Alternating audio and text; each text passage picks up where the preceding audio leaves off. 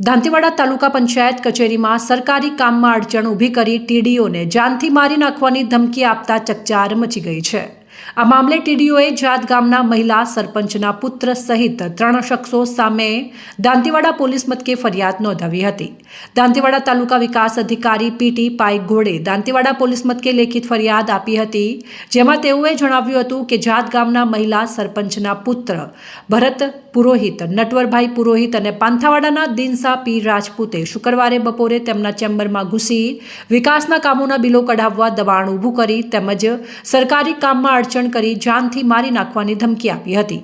પાંથાવાડામાં સાંકળીબેન શાંતિલાલ શાહ સવાણી દ્વારા કોમર્શિયલ બાંધકામ બાબતે છેલ્લા 1.5 વર્ષથી તપાસ ચાલુ છે, જે અંગે નિયમોનુસારની કાર્યવાહી કરવામાં આવે છે।